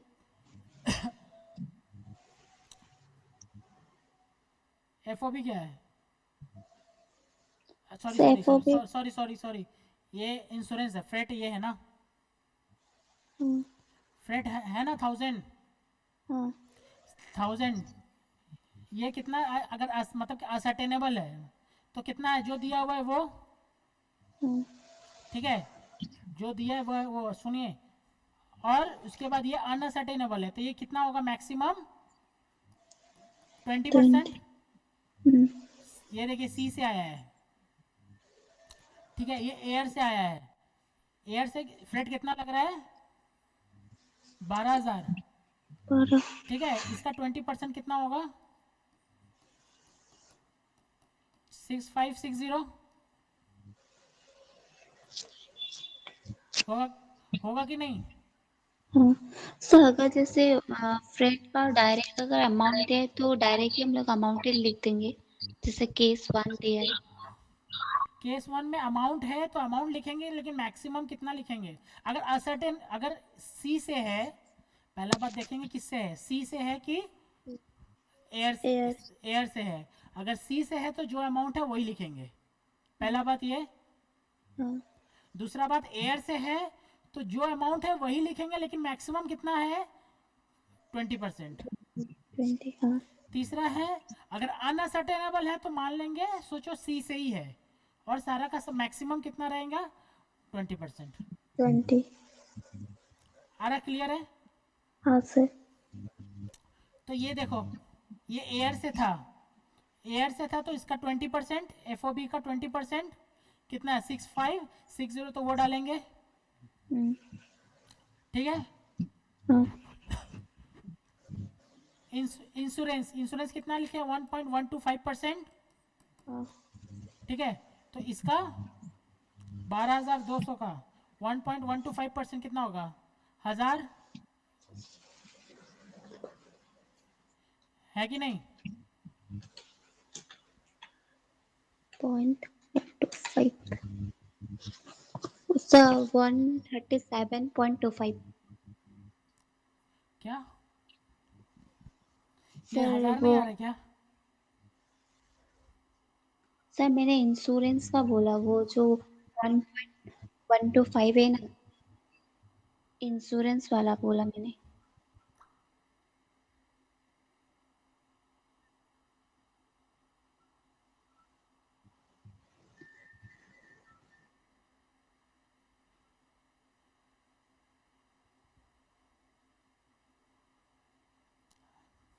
ये वाला है ना, सॉरी, ठीक है।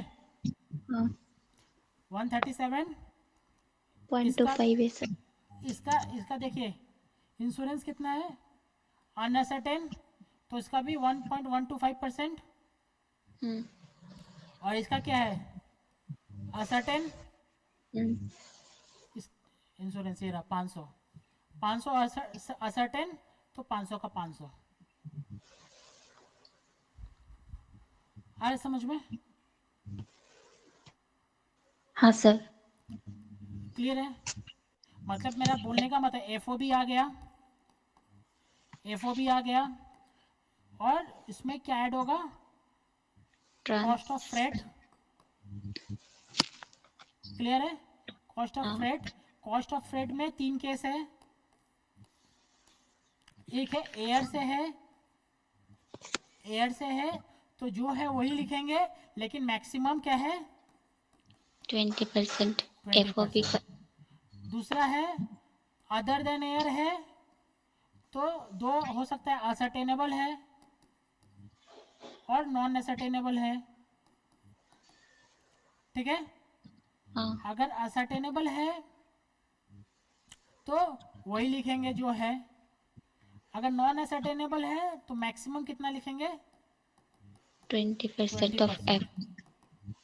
ठीक है। दूसरा क्या है? हम्म। इंश्योरेंस है, अगर असर्टेनेबल है तो जो है वही लिखेंगे, अगर अनसर्टेनेबल है तो मैक्सिमम कितना? 1.12%, 1 to 5%। हाँ। क्लियर है? हाँ सर। ओके।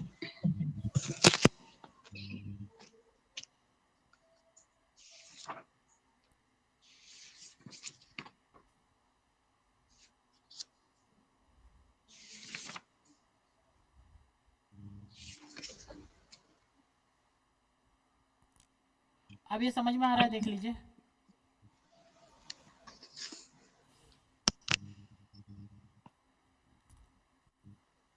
आ रहा है समझ में, रखिए। हाँ सर। हाँ, इंश्योरेंस मैंने हाँ नोट्स सर। पे डाल दिया है। इंश्योरेंस अगर अनसर्टेनेबल है तो 1.125% ऑफ एफ, हाँ। ठीक है। हाँ सर। ये बोल के क्या आ जाएगा? सारा आ जाएगा क्या? सी आई एफ। लेकिन सी आई एफ किस पे आएगा? डॉलर में। हम्म। उसको रुपीस में डालना पड़ेगा, इसके ऊपर कस्टम ड्यूटी लगेगा। क्लियर है? हाँ सर। ओके सर, ये आने से पहले अभी हम लोगों ने देखा था ना, कुछ एडजस्टमेंट था। हाँ। ये सब एडजस्टमेंट है, देख लो। क्या एडजस्टमेंट है? कमीशन।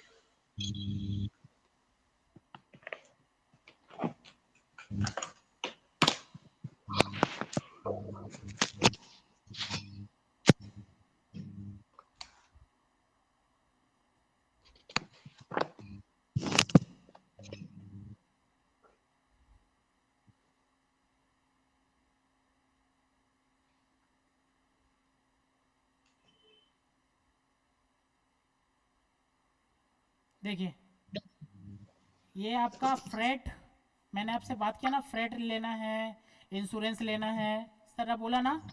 वो किस पे लेना है? एफओबी पे लेना है, हाँ। ठीक है? एफओबी पे लेना है, एफओबी एज पर कस्टम। लेकिन एफओबी एज पर कस्टम के और एफओबी के बीच में भी ये सारा एडजस्टमेंट है, दिख रहा है आपको? हाँ। तो वो सब कमीशन। एडजस्टमेंट का बात कर रहे हैं। क्या क्या एडजस्टमेंट है सर? कमीशन।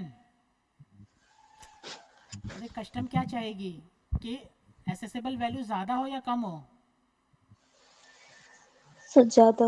ज़्यादा हो, तभी तो ऐड कराएगी। मैंने आपको वो सब बताया था ना अभी, 30 रुपया का पैकेजिंग, वो सब तो ऐड करवाएगी ना। हाँ। तो सब वो सब पैक ऐड करवाने का यहाँ पे है, ठीक है? कमीशन, अगर कमीशन है बिटवीन एक्सपोर्टर एंड इंपोर्टर, तो अगर बाइंग कमीशन है तो इसको इग्नोर करेंगे, ठीक है? अगर सेलिंग कमीशन है बोथ पेबल, तो हमेशा उसको ऐड करेंगे, हाँ। ठीक है? हाँ। कॉस्ट ऑफ कंटेनर, ठीक है? मैंने कंटेनर भेजा है, इस कंटेनर में लेके आइएगा गुड्स। अगर कंटेनर रिटर्नेबल है तो कुछ नहीं करना है, ठीक है? नॉन रिटर्नेबल है तो ऐड करना है, क्लियर है? हाँ।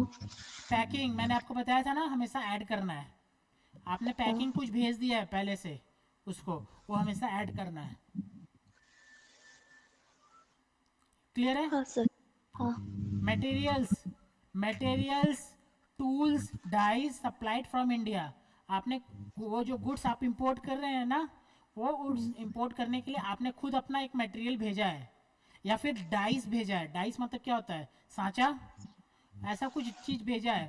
तो अगर फ्री ऑफ कॉस्ट में भेजा है तो ऐड करना ऐड। पड़ेगा। अगर कंसेशनल रेट में भेजा है तो जो कंसेशन अमाउंट है उसको ऐड करना पड़ेगा, क्लियर है? हाँ सर, ये 10A में ऐड होगा ना सर? क्या? सर ये जो एडजस्टमेंट है वो 10A में adjust होगा? हाँ, 10-1 एडजस्टमेंट का हाँ। नाम है, 10-1, 10-1 का हाँ। एडजस्टमेंट, ठीक है? नेक्स्ट, कुछ डिज़ाइन,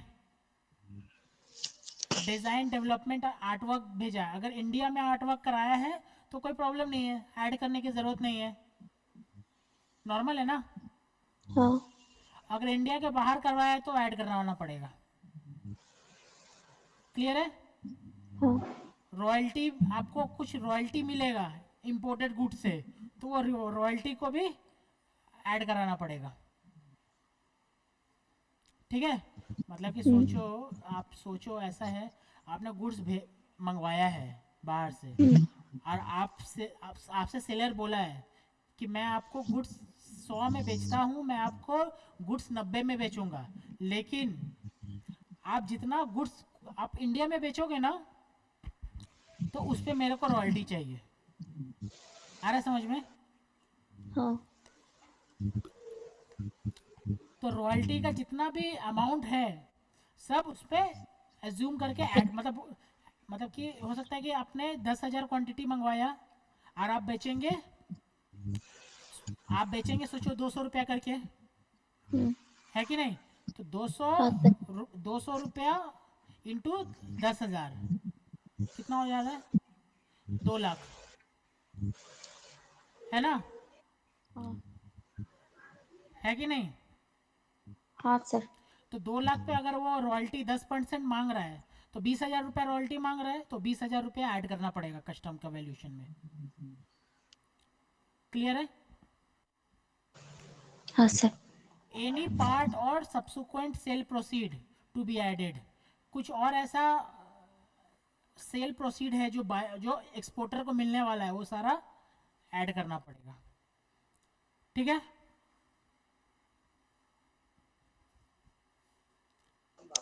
हाँ sir. Any inspection prior to importation, कुछ आपका इंस्पेक्शन किए इंपोर्ट करने से पहले, तो भी उसको ऐड करना पड़ेगा। आ रहा है समझ में? हाँ सर। हाँ, तो सर वो जो वैल्यू आ गया आपका आफ्टर एडजस्टमेंट ऑफ सेक्शन 10(1), ठीक है? मतलब कि आपका ये क्या था, फ्री ऑफ बोर्ड था, ठीक है? फिर 10(1) किए तो FOB फॉर कस्टम आ गया। हाँ। फिर आपको एडजस्टमेंट करना पड़ेगा क्या, सेक्शन 10(2) का, तो ये आपका आ जाएगा CIF। समझ में आ रहा है? हाँ। तो सेक्शन 10(2) क्या है सर? यही है, फ्रेट और इंश्योरेंस। आ रहा है समझ में? हाँ। यहाँ पे देखिए, ये समझ में आ रहा है?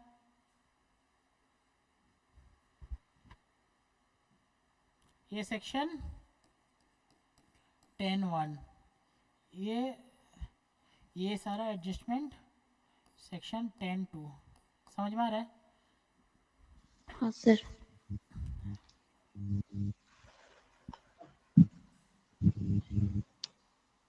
ओके।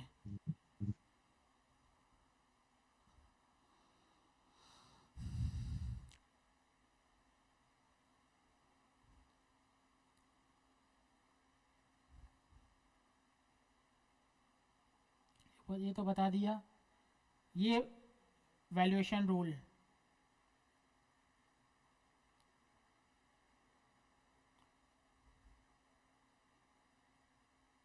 हम्म,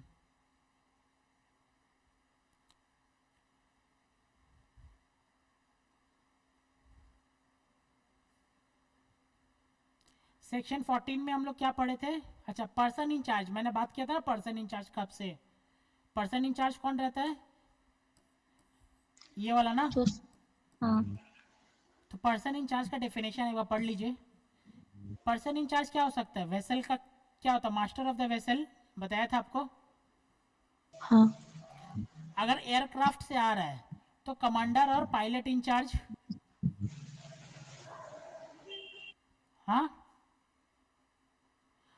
सर ये हाँ सर, ये सबका अलग अलग है, जैसे अलग अलग है, वैसे। नाम अलग अलग है। मतलब कि पर्सन इंचार्ज किसको बोलेंगे? तो जो अगर हाँ। वेसल से आ रहा है जो, तो हाँ अगर वेसल से आ रहा है तो master of the vessel, vessel का मास्टर होता है वो। ठीक है, एयरक्राफ्ट से आ रहा है तो पायलट, एयर कमांडर, जिसको जो भी हो सकता है। हाँ। रेलवे से आ रहा है तो और गार्ड और कंडक्टर और any person having chief direction of the train. Other से हो सकता है तो ड्राइवर। क्लियर है? हाँ। ओके।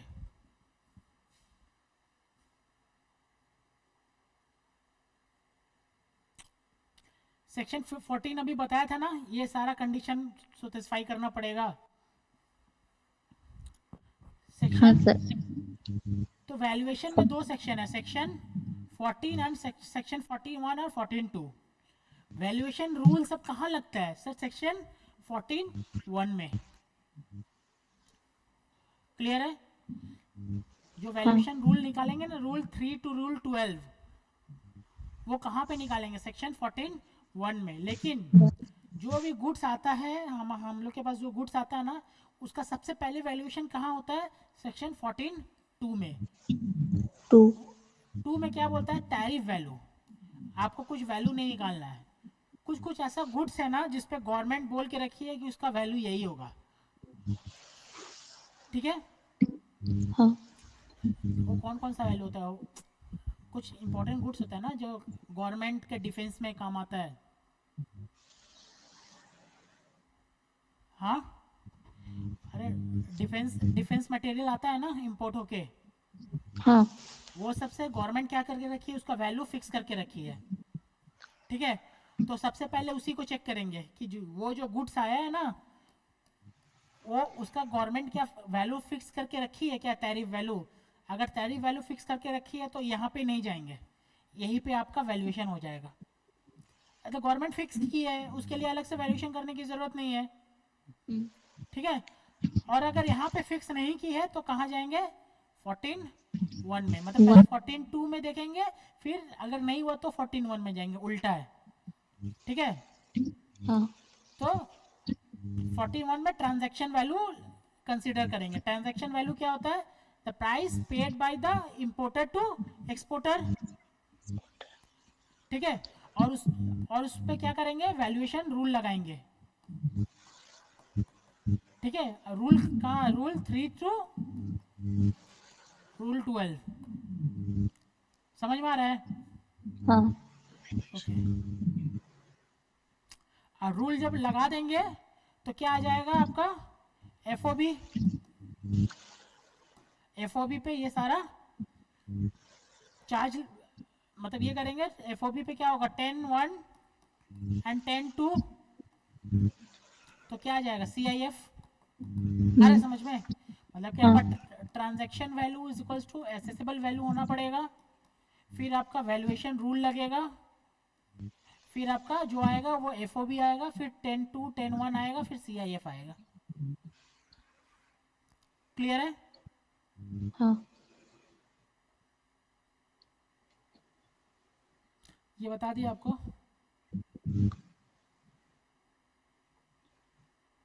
ये टाइप्स ऑफ ड्यूटी अभी नहीं।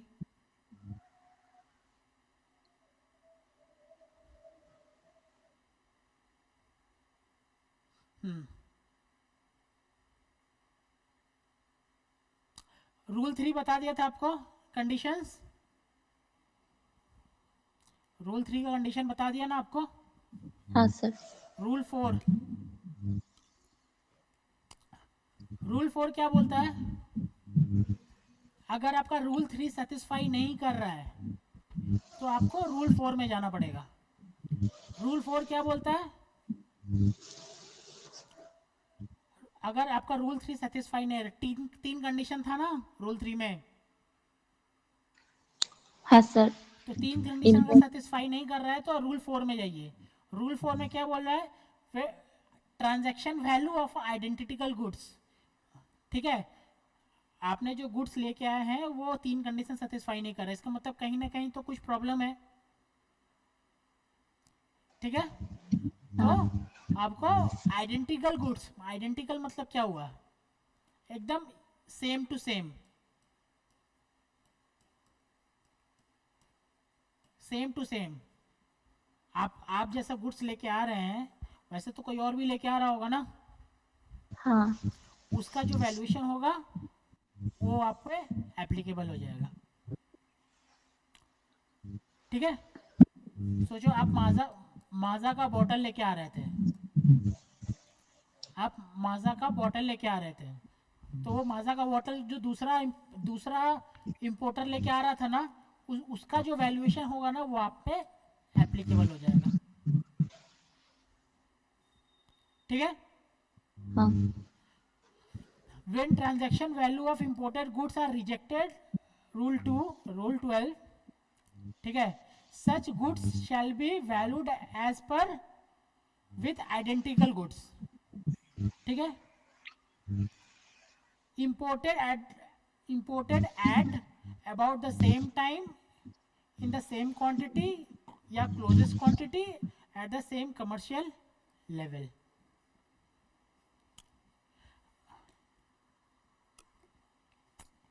आपने माजा का बोतल लेके आए थे, आपका माजा का बोतल वो रूल 3 पास नहीं किया, ठीक है? हाँ सर। रूल 3 पास नहीं किया तो आपका रूल 12 में आ जाएगा। रूल 12 क्या बोलता है?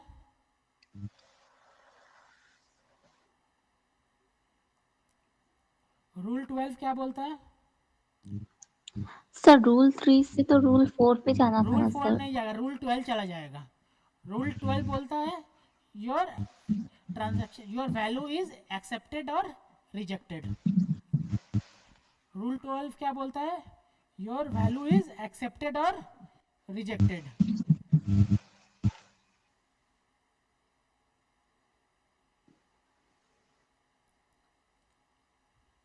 क्लियर है? इसमें लिखा नहीं है।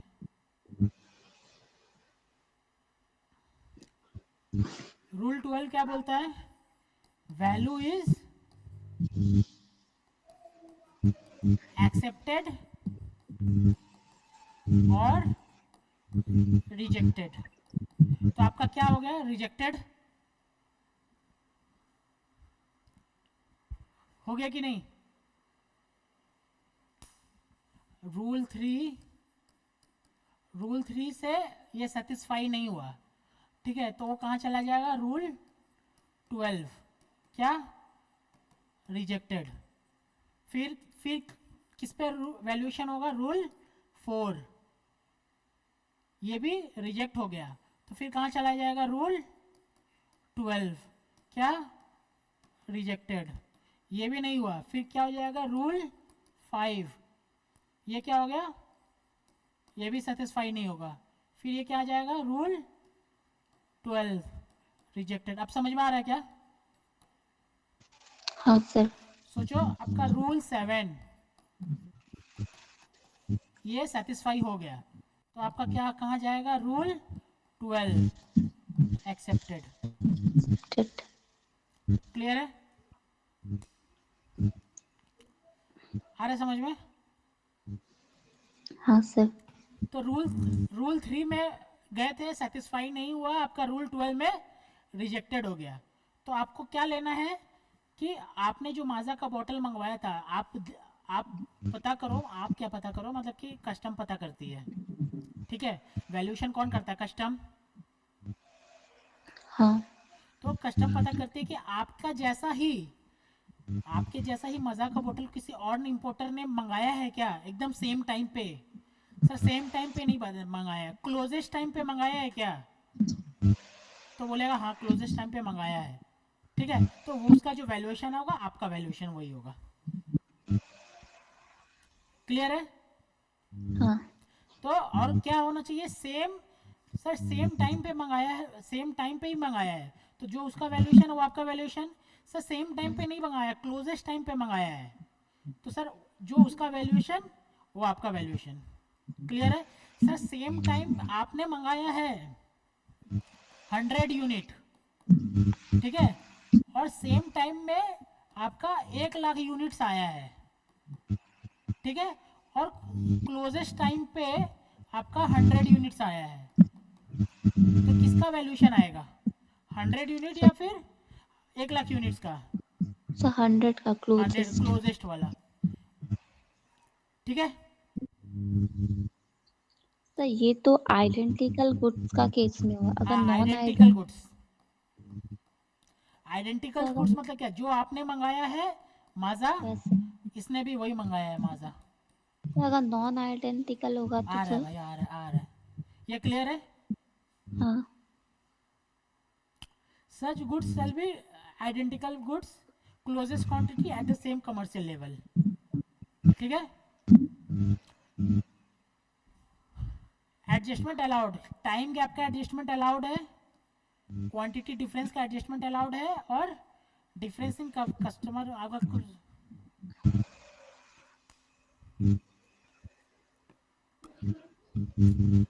मतलब आपका, ठीक है राखी, हाँ सर। आज यहीं तक रखते हैं। हाँ हाँ ठीक है। मेरा गले में दर्द हो रहा है। Thank you sir. Thank you.